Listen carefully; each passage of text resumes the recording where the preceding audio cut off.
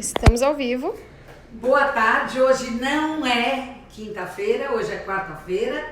E por que a gente está aqui ao vivo, no ar, em cores, com esse sol maravilhoso? Em vez do live de todas as quintas, hoje é dia da gente estrear um novo desenho. São pequenos bate-papos que a gente vai ter com pessoas que interessam, que têm o que dizer, têm o que mostrar, têm relevância, que fazem sentido nos dias de hoje. Que a gente tem que escutar, que a gente tem que ou concordar ou não concordar, isso é o de menos, mas que a gente tem que ouvir para poder avançar. A nossa convidada de hoje, do Blá Blá Blá comigo, é a secretária do Desenvolvimento Econômico do Estado de São Paulo, Patrícia Ellen. Como que eu conheci a Patrícia? Eu conheci de ler sobre ela, de encontrar em alguns eventos. Ela veio também no almoço de mulheres que a gente fez da revista Poder, e eu gostei muito de conversar com a Patrícia. Eu achei que ela tinha muito o que falar pra gente. Patrícia, seja muito bem-vinda. Obrigada, Joyce. Obrigada pelo convite. É bom, né? Já daquele almoço também, não, no máximo. Acho o máximo o trabalho que você está fazendo. É muito bom a gente poder trocar ideias, não só eu ficar falando, como eu faço quinta-feira, que eu amo, tudo bem. Mas trocar ideias para vocês verem um pouco quem está fazendo o quê, por quê, como, provocar ideias, comportamentos, eu acho sempre saudável. A Patrícia, o que me chamou muita atenção foi que ela começou no Campo Limpo, não é que você veio?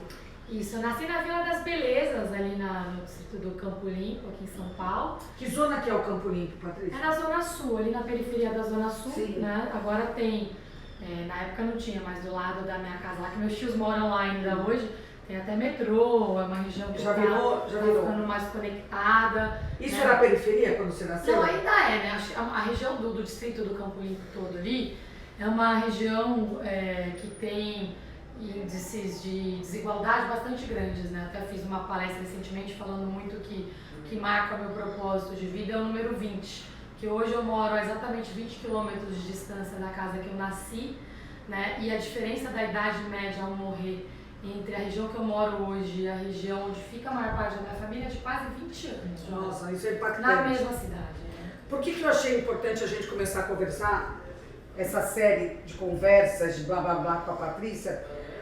Porque a Patrícia tem um currículo super interessante. Ela estudou na USP, né? Você é formada na USP? Sou, em administração na USP. Fez mestrado em administração pública em Harvard. Estudou nessa escola na Europa, INSEAD, de negócios, a fé. Na França e em Singapura também, Pedro. Você estudou em Singapura também? Morei lá, Pedro. Vocês estão vendo como é possível? É difícil, hein? A gente vai saber com a Patrícia, deve ser bem difícil fazer essa trajetória toda, sair de onde ela saiu e chegar onde ela está. Patrícia, você trabalhou também, nesse meio tempo, você trabalhou na McKinsey? Eu comecei a trabalhar aos 15 anos, meu primeiro registro em carteira foi aos 15 anos, né? Como auxiliar? Vendedora numa loja. Na verdade, eu comecei como estoquista, depois eu passei a trabalhar como vendedora numa loja no shopping. Antes disso, eu tinha feito alguns bicos, mas o primeiro registro em carteira foi aos 15 anos. E depois de formada, como foi a sua trajetória? Eu entrei na McKinsey como estagiária. McKinsey, para a gente explicar um pouco aqui, é uma empresa de consultoria, como a EY, como a PwC, KPMG, são consultorias, grandes consultorias, grupos internacionais.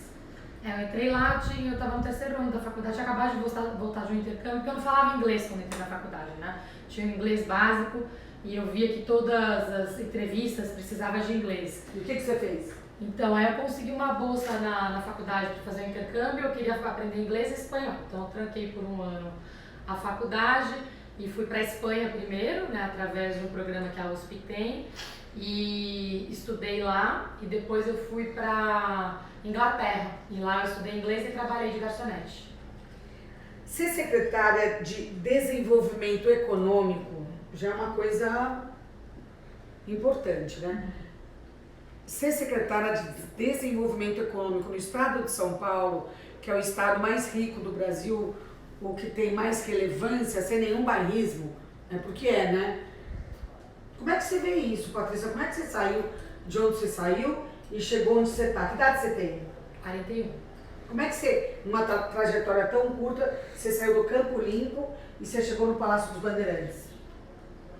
Nossa, eu acho que o que me fez chegar onde eu tô hoje foram, assim, duas coisas, né? Minha família e a educação. A família, eu concordo com você, é um papel super importante. E a educação? Que educação você acha, quem te ofereceu educação? O governo? Ou você que cavou? O que foi te oferecido foi escola pública? Eu comecei numa escola pública, mas logo as professoras falaram que eu me alfabetizei, aí falaram para minha mãe me ajudar, aí minha mãe recorreu... Você era superdotada, você acha? Não, eles me fizeram alguns testes de QI na época, falaram que eu tinha aprendido a ler sozinha, né? Minha mãe começou a conversar e pesquisar, e tinha um colégio particular católico de freiras, né? Na época ali no Brooklyn, que do lado do meu colégio, eu comecei estudando no Enel Voss, que é uma escola pública estadual ali no Brooklyn também. E na época quando a gente estava entre o Campo Limpo e o Real Park, eu já estava mudando para o Real Park. E aí a professora, nessa escola a gente conseguiu uma bolsa parcial e minha mãe convenceu meu pai que tudo que eles juntaram assim, eles tinham que ajudar para complementar o pagamento da escola. Investir em você. Em mim e nas minhas duas irmãs, porque nós éramos 3 meninas. E né? elas, as 3 deram certo? Primeiro eu fui para essa escola, depois foram as duas, não, as minhas irmãs são incríveis, está todo mundo super bem, nós somos 7 irmãos agora, na época nós éramos 3 mulheres, mas elas estão super bem. Uma mora na Austrália, a outra mora aqui no Brasil, mas é produtora de animação, faz uns filmes incríveis. E eu tenho uma que começou a trabalhar agora como secretária, que também é... Todas bem colocadas. Todas estão investindo. Olha o que é uma família realmente focar na educação dos filhos e perceber que tem uma faísca, né, de talento dentro de casa, como é importante tudo isso. Qual foi o momento mais difícil, você acha, dessa sua trajetória? Desse tempo todo, qual foi o momento mais crucial onde você foi, daqui eu não vou conseguir passar? Não teve isso?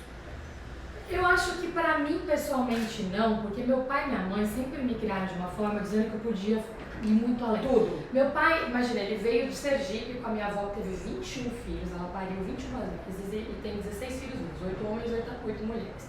E ela veio num pau de arara de Sergipe para São Paulo, com os filhos dela. E criou os filhos todos, o meu avô abandonou ela super cedo. Essa é uma história clichê brasileira. E ela criou os filhos sozinha, então os filhos ajudaram muito, e meu pai em especial ajudou muito ela. Meu pai começou a trabalhar com 6 anos, como feirante, ajudava no bar dela também, né? E depois ele montou a lojinha dele, que está até hoje lá na entrada da favela, ali no Real Park. Sim. Ele trabalha hoje com móveis, material para construção e móveis também para o pessoal que mora na favela, em especial, que compra muito com ele. O Messias, todo mundo conhece, ele está lá há mais de 30 anos. E minha mãe veio de Minas, né? Uma história parecida também, mas ao contrário, meu avô levou os filhos da minha avó, que era índia. Então minha mãe foi afastada da minha avó aos 6 anos de idade e veio morar em São Paulo. Como meu avô casou de novo e não tinha condições de criá-la, ela ficou no colégio interno aqui de freiras e foi lá que ela conheceu meu pai, morando no Real Park. Então os dois batalharam muito, e se você for ver a perspectiva de onde eles vieram, o que eles conquistaram juntos, eu sempre me senti uma pessoa privilegiada, né? Porque eu via a situação dos meus primos, dos meus tios batalhando também, mas com muita dificuldade. Então eu sempre sentia que eu realmente podia ir além. Quando eu passei no primeiro vestibular, assim, eu ralei muito, foi um momento, eu lembro, difícil, assim, 16 anos eu estudando, de madrugada, com medo de não passar, tinha que passar em universidade pública, que senão ia ficar difícil para o meu pai, para minha mãe, eu ia pagar como estudar e trabalhar. Então eu coloquei muito que eu tinha que passar em universidade pública ou numa universidade que eu conseguisse bolsa. Sim. Então eu ficava naquela preocupação de ter que estudar, passar e como é que vai bancar, né? Então eu lembro, assim, períodos de muita preocupação, mas não de dúvida. Tanto que as 3 escolas que eu apliquei para o vestibular na época, eu passei. E foi tão bonito meus pais, assim, e eu acho que essa é a parte que eu sempre me senti muito reconhecida. Eu voltei, né, do vestibular, tinha uma faixa na porta da minha casa.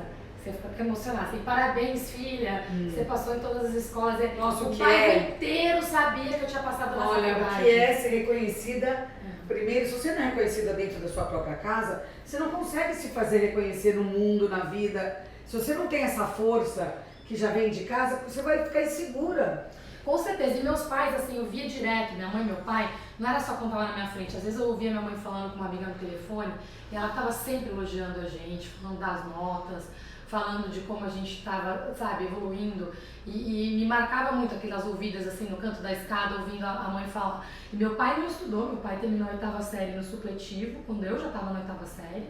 Minha mãe terminou o ensino médio também no supletivo e via ela fazendo um monte de curso de Senac. Que família é essa? Sempre se virando muito. Então, por isso que eu sempre quis ir além. Mas dificuldade, eu sofria muito vendo o sofrimento da minha família. Sabe, assim, eu vi... Se esforçando e com muita dificuldade. Eu lembro de uma prima minha que muito jovem teve um câncer fulminante aos 21 anos e não tinha condições de ter acesso à saúde, com um filho pequeno. Minha mãe parou tudo na vida dela para ajudar essa prima. Né? Eu lembro quando minha mãe perdeu 2 irmãs que tiveram doença de Chagas, sim, né? que eram super novas. Não, imagina, elas têm 3 da família da minha mãe. Minha mãe foi a única mulher, mais uma irmã, que não tiveram doença de Chagas. Era muito né? comum. E ainda doença de Chagas é doença ainda, eu tenho lido bastante sobre. E aí que a gente vê a questão da desigualdade também, né? Ninguém quer pegar Chagas. Eles pegaram porque nasceram num lugar menos privilegiado. Sim, né? menos então, cuidados. olha como o CEP determina, né, o seu futuro. É O impressionante. CEP determina. Impressionante. Mas você aprova que o CEP nem sempre determina, né? Você aprova que sim, é possível. É muito mais difícil, muito mais difícil. É isso, é possível, mas é muito mais difícil. Tem Sim. esse trabalho de Estado, de como é que a gente cria... Isso que eu ia te perguntar. Como é que você, no seu posto hoje em dia, secretária do Desenvolvimento do Governo Estadual, como é que você cria essas alavancas? Como é que você colabora para isso? Então, isso, a razão de eu vir para o governo é também a minha família, né? Porque eu comecei a ver eu tenho uma história para contar para você de desafio em saúde, com doença infecciosa, saúde com drogas, em saúde com violência, em educação, em procurar emprego, em discriminação, violência doméstica. Então, convivendo com aquilo, eu tentava ajudar as pessoas no começo, pessoalmente.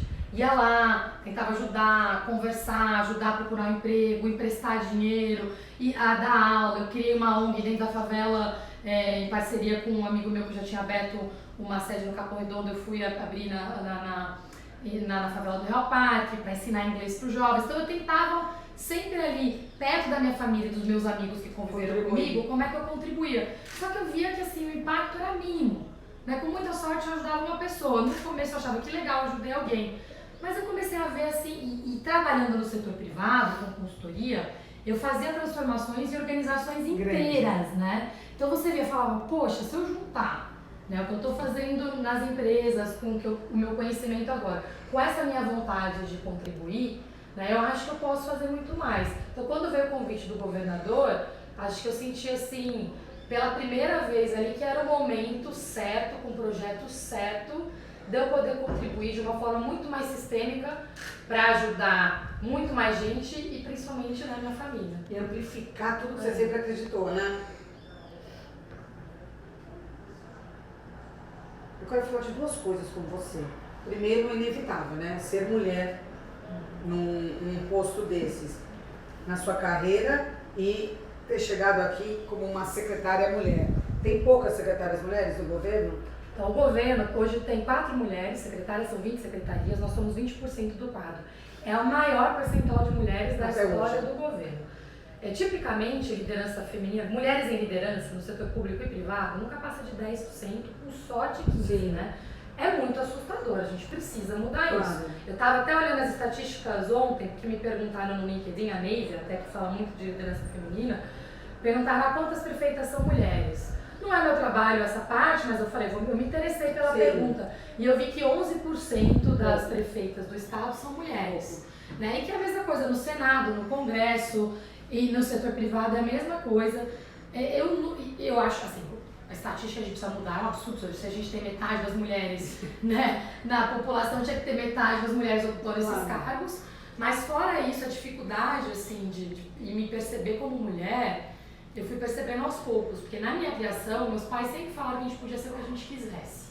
né? E eu tinha 2 irmãs, então não tinha menino em casa nem pra sentir alguma diferença. Eu brincava com os meninos na rua, andava de carrinho de rolemã, jogava futebol quando queria, brincava de boneca também, mas não tinha essa coisa de que o que a menina pode, o que o menino pode. Não, né? eu não acho que não tinha essa. Mas agora, assim, a porrada veio vindo em etapas pra mim, assim.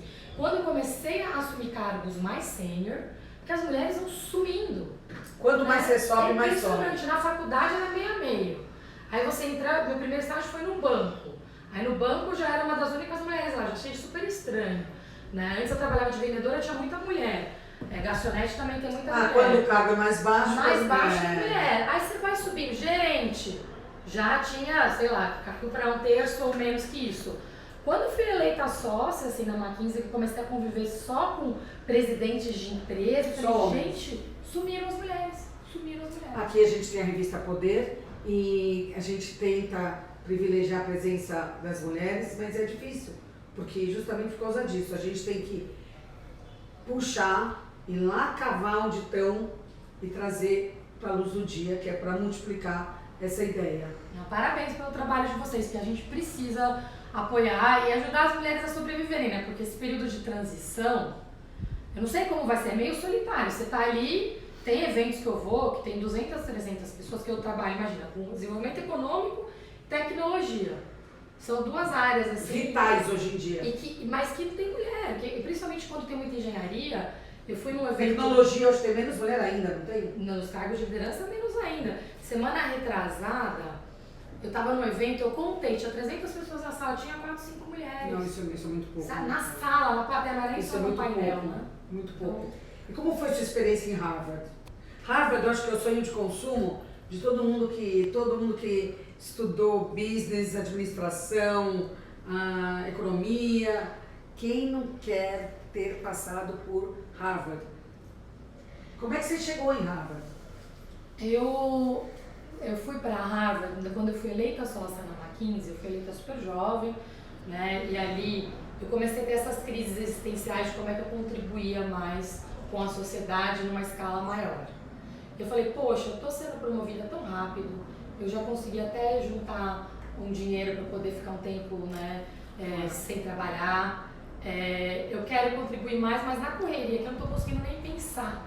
Né? Eu tinha trabalhado muito em consultoria e gestão pública, estava um pouco triste de ver assim, falta de profissionalismo, transparência e gestão pública. Falei, eu preciso de um tempo para mim, para eu aprender. Né? E tinha esse mestrado em Harvard, que era um sonho que eu sempre quis fazer, e eu resolvi aplicar, né, para eu tentar ir para lá.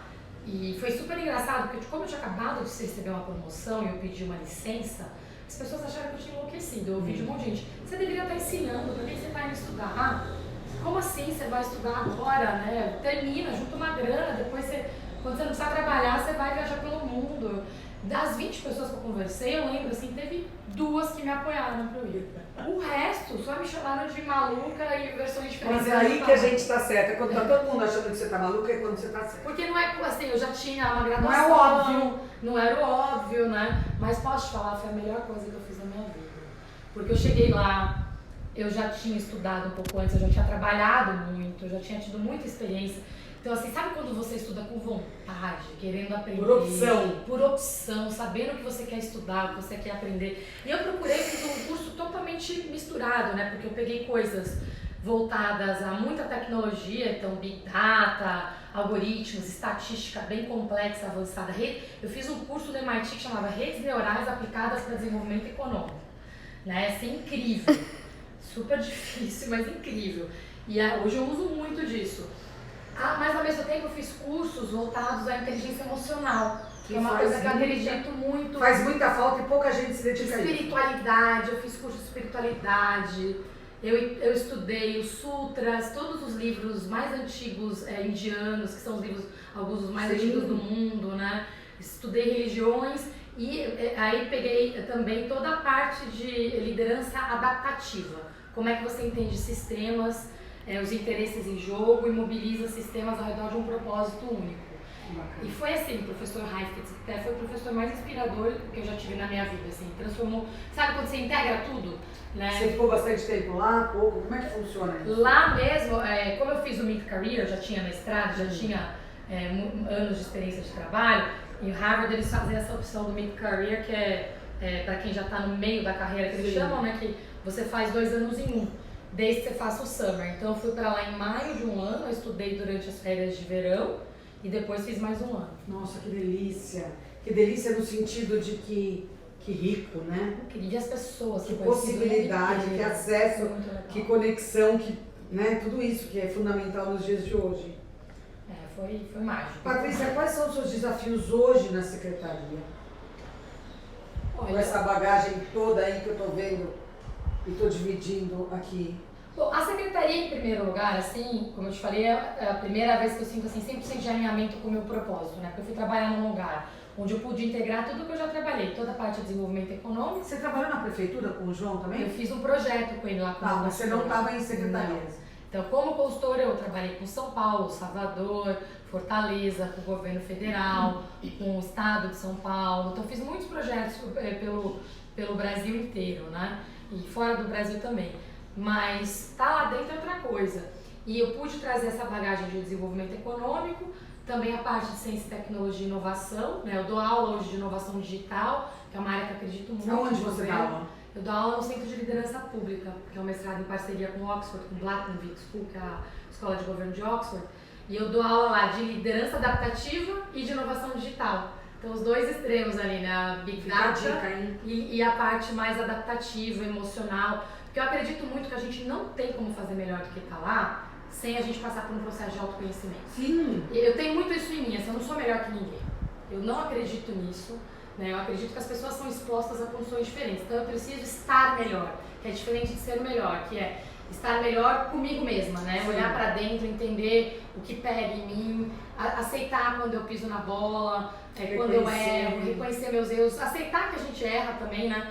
Então, isso para mim foi muito legal lá de Harvard também, conectar com líderes do mundo inteiro, gente que estava exilada, gente que saiu de golpes, de refugiados, né? E trazer para a secretaria esse olhar da inovação e esse olhar mais humano, assim, que o último pilar, que é o mais importante para mim, é geração de emprego e renda para as pessoas, né? Então, quando você me pergunta, meu maior desafio é emprego, emprego, emprego.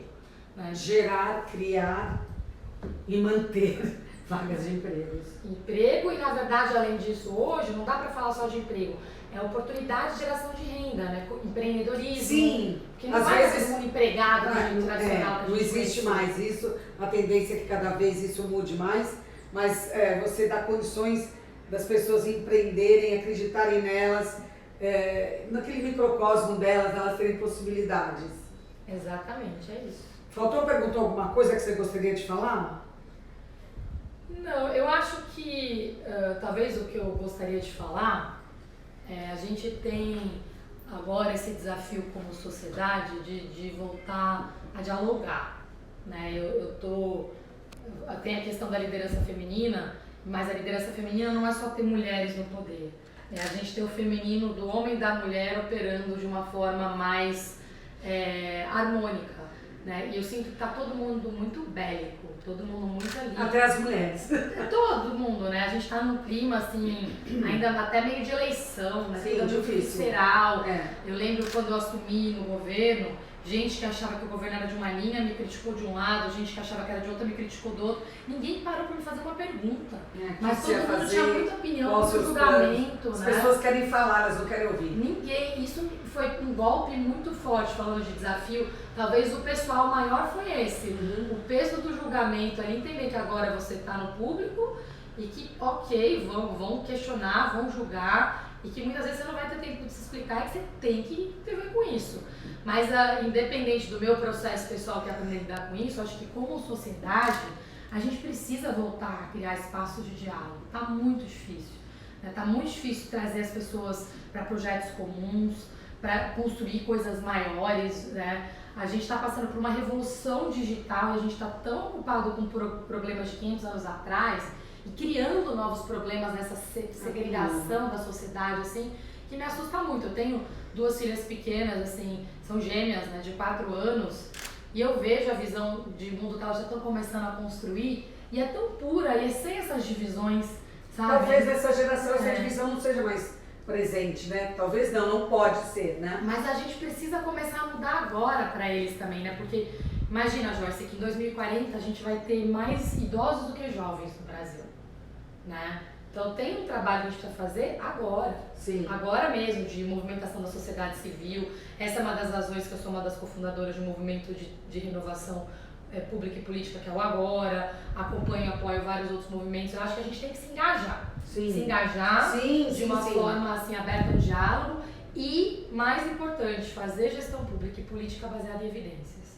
Sim, porque você quer julgar uma pessoa, julgue, mas assim, julgar uma política, votar com base em opiniões, não dá, gente. Em pleno século XXI, a gente tem dado para tudo. Vamos olhar o dado, né? Essa campanha enorme que todos os veículos de informação e de comunicação estão fazendo contra fake news, de uma certa maneira, para você ter acesso à informação verdadeira, você tem que ir atrás.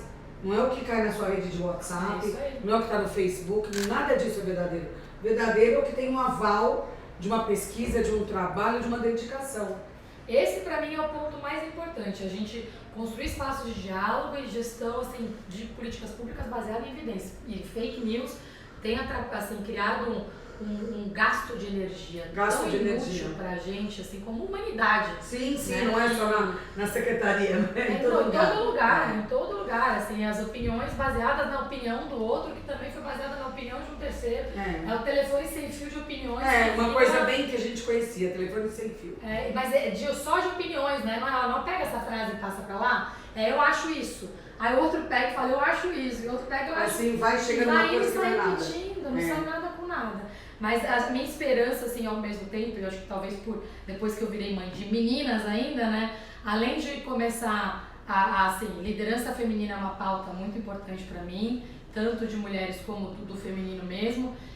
Mais diálogo, mais união, a gente criar. Eu acho que é uma coisa tão brasileira, né? Ser empreendedor, ser resiliente. Também é brasileira trabalhar a união, né? Aquele espaço que os estrangeiros vêm para cá e falam, fui tão bem acolhido, né? Então eu acho que a gente precisa desse acolhimento mais do que nunca agora e que ele vire uma referência para o mundo, né? Resgatar isso em primeiro lugar, né? Esse nosso lado humano acolhedor e levar para o mundo que está precisando disso também.